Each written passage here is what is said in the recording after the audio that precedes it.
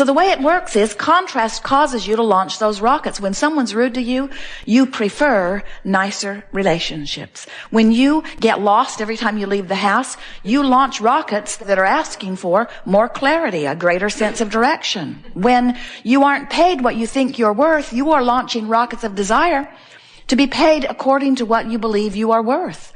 When something happens in your world or in your government, you launch rockets of preference of the way you would like it to be. And all of those preferences are held for you, but cannot be realized by you in terms of manifestation until you consistently offer a vibration that matches them. So what it comes down to is you just can't complain about the absence of things you want and ever let them in. You have to find somehow, some way to become a closer vibrational match to the things that you're asking for. So we say, think about what you want. We'll say to our friends, what is it you want? And they'll say, I want to be over there.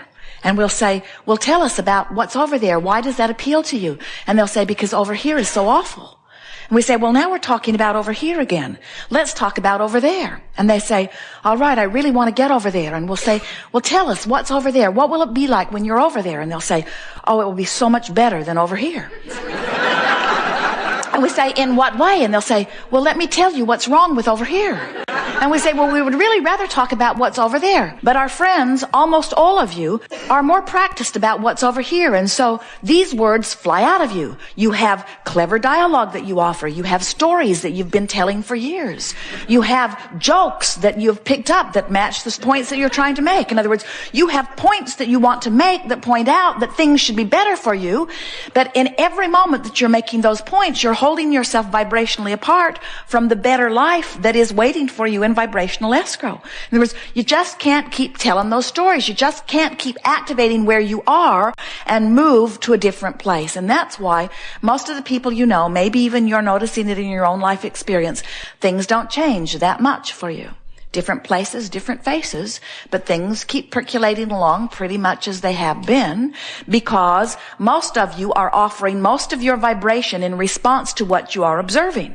So you observe what is, you offer a vibration about what is, the universe matches what is, and then you observe what is.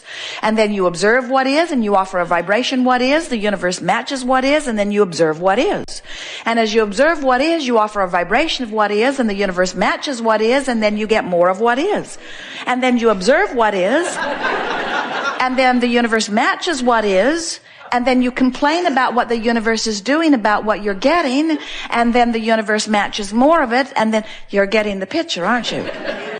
Something has to change in your approach to the way you offer your vibration. And what we're really wanting to say to you is you have to decide that you're going to offer your thoughts in response to how they feel, not in response to how habitual they are. It would sort of be like having something that your mother cooked for you that you never liked. And now you've been out of her kitchen for years, but you still eat it every day. And someone says to you, you must really like that. And you say, actually, I can't stand it. And they say, then why are you eating it? And you say, what? Well, I eat it because I've always eaten it. My mother encouraged me to eat it, and so I just eat it. And your enlightened friend might say, why? If you don't like it, why are you eating it? And we're more or less putting that same question to you. These thoughts that feel so uncomfortable about physical decline or about inappropriateness of yourself or someone else, these thoughts that feel so uncomfortable, why do you continue to focus upon them and beat yourself up with them? Years ago, Jerry and Esther went to a comedian, a famous comedian at the time, Victor Borge. And at one point in his presentation, someone in the audience began to cough. And he called attention to it. And as he focused upon this coughing person, then another, and another, and another, and another, and another, and another, and another. Jerry had seen several of his presentations in years gone by. It was one of his normal routines. And Esther said, does he plant those people to cough? And Jerry said, no. They are real people in the audience that by the power of suggestion just begin to cough. And the more attention is focused upon it, the more coughing happens, until within a few minutes, the audience is coughing so much, it almost brings the presentation to a halt. It's a very interesting thing. Power of suggestion is nothing more than an activation of vibration that calls forth within you things that are already present within you. So if you have been thinking thoughts through time, and then someone else who is now thinking the thought is commenting on the thought, and so now you're both thinking the thought together and having the exposure to the thought together, this thought is a more activated thought, and the likelihood of this thought being activated again is now greater than it was even before this activation. So these activated thoughts, we really want you to focus upon that word. An activated thought is nothing more than something you're giving your attention to, which is for the time of your attention activated. But the more often you activate a thought, then the more easily activated it is until it becomes a dominantly activated thought. And a dominantly activated thought is nothing more than a habitual thought. It's what you would call a belief. Now, people think that beliefs are factual conclusions. And maybe that's a good description of a belief. In other words, you think something's true, so you focus upon it, and as you focus upon it, you activate it, and as you activate it, law of attraction brings it to you, and you say, see, I knew it was true. And we say, everything is truth that you give your attention to for very long, because you can't give your attention to anything for very long without activating it enough that it will manifest in your experience. And so saying, I'm giving my attention to this because it's true, seems a little silly to us. That's like saying someone else focused upon something they did not want long enough that they activated it long enough that it manifested in their experience, and because it is manifested in their experience by their attention to it, then I should give my attention to it long enough that it activates and manifests in my experience. And we say, we don't understand that reasoning. That's like saying, because someone else did something that I do not want to do, I should do it too. And we know you don't mean that, and yet that's what so many of you are doing, because you are, we love you, sloppy with your thoughts. In other words, you are lazy about thinking. You think the thoughts that are the easiest, and we have to say to you, the thoughts that are the easiest to think are the thoughts that have already been the most activated. The thoughts that are the easiest to think are the thoughts that have already manifested and that are surrounding you.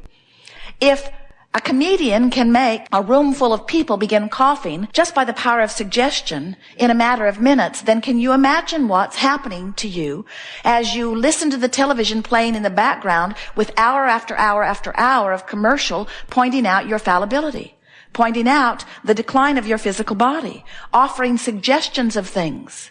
The government thinks that they are doing you a favor by pointing out all of the side effects of the different things that they're offering.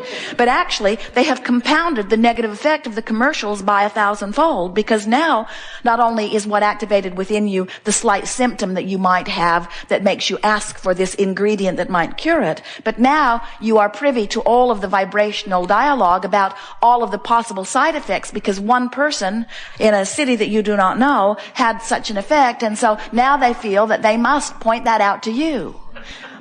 It might make you blind, they say. Probably not a very good chance of that, but you hear that commercial a few thousand times and you're coughing in the audience. It's just the way it works, you see. Do you know that's what your negative emotion is? Please return to the highlighted route. Please return to the highlighted route. Is your indication that you are not now in vibrational alignment with what you are wanting. As kids, did you play the game hot and cold, where somebody knew where you were supposed to go and then they gave you guidance? You're colder, you're hotter, you're colder, you're hotter as you move closer or further from your destination. It's the same thing. Your guidance system is letting you know where you are, the vibrational relativity between where you say you want to be and what's waiting for you over there in vibrational escrow, and the thoughts that you're activating right now, which equal your point of attraction. You will never move toward something that you are vibrationally different from. So when you think about it, your vibrational escrow is full of all of the things that you've been thinking about. Some of them you want, some of them you don't want. And you can tell by the way you feel whether you're moving towards something that's going to feel good when it gets there, or whether you're moving towards something that doesn't feel so good when you get there. You know, you wake up, you're sort of ornery. You don't take time to think thoughts of appreciation. You just go with the flow of ornery. You were overwhelmed when you went to bed, and you feel a little overwhelmed when you wake up. And then in that vibration, one of your kids does something that is even compounding the irritation. And before you know it, you're announcing to yourself, this is going to be another one of those days. And we say, those are the kinds of days or moments that are moving you toward a manifestation that when it gets there, you're not going to like it. And when it gets there, you're going to say, if you've not been aware of your vibration, where did that come from? Just came out of the blue, you say. And we say, no, never. You were moving incrementally before it. Now we will say to you, and this is really worth making note of, 99.99% of every creation is complete before you see physical evidence.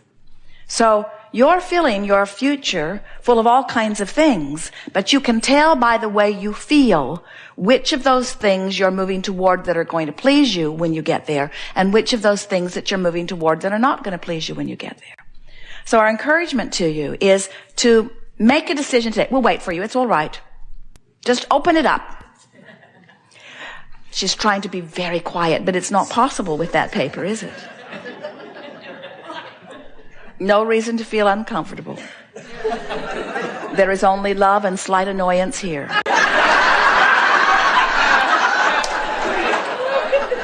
No annoyance. So when you realize that what's unfolding in your vibrational future is shown to you by the way you feel, then you reach a place where you really want to say, it matters how I feel. And when you make that decision that it matters how you feel, now you've activated your own personal guidance. Now you're never going to be lost in the desert again. You're never going to be disoriented again. We don't want you to fear your thoughts. You live in an environment with enormous latitude, on the brink of magnificent creation, on a platform that is based in well-being. In other words, it's not even a 50-50 chance that things will go bad for you. It's almost a sure thing that things will go wonderful for you. In fact, your legacy is one of well-being. It takes a lot of vibrational discord to go far from where you think you want to go. And you know what mixes you up about this? You see people create things like maybe a friend will die. And you think, most of you who don't want to die or don't want to die yet, you've accepted that you will, but you don't want to do it ever. Most of you. And so most of you, as you see someone else create something that you would not want to create for yourself, you almost automatically assume that they didn't want to create it either, and therefore it was a bad thing that happened to them, and therefore it must have been miscreating. And you just don't know that. You cannot know the vibrational relationship between what anybody else wants and where anybody else is. And when you try to factor in their opinions about this and that and the other, you lose your place. That's why so many people have lost track of their journeys. It's why so many people, you have this incurable disease. Somebody gives it that label. And the only reason they call it incurable is because they haven't seen a cure for it. Well, who are they who gets to decide the vibrational relationship between where you are and where you want to be? What anybody else has done with their vibrational relationship has nothing to do with you. The facts or the evidence of what anybody else has created about anything has nothing to do with you. How did they convince you that it has something to do with you? Early on, you must have stopped listening to your own guidance and started listening to guidance that was outside of you. And the problem with that is they're not all that interested. They can't stay undividedly focused upon you and the elements of your experience. You want them to. You expect them to. That's the reason that so many of you are resentful of your own parents. You ask the impossible of them. You wanted their undivided attention, and they could not begin to give you their undivided attention. No one can. But source energy gives you its undivided attention. And its undivided attention is a vibration of well-being. And when you deviate from the undivided attention of source energy into a thought of unworthiness, or into a thought of not enoughness, or into a thought of inferiority or insecurity, those emotions that feel so awful to you are your evidence that you have deviated from the undivided thought of source energy. Source energy loves you no matter what, you see. Source energy expects good things for you no matter what. And when you focus other than that and beat the drum of something long enough that you activate a vibration within you where you don't let the well-being in that you want and deserve, then you vibrationally deviate from your source. But your source never forsakes you. Your source, it never lets go of you. Your source never stops focusing upon you. But sometimes you get out of range.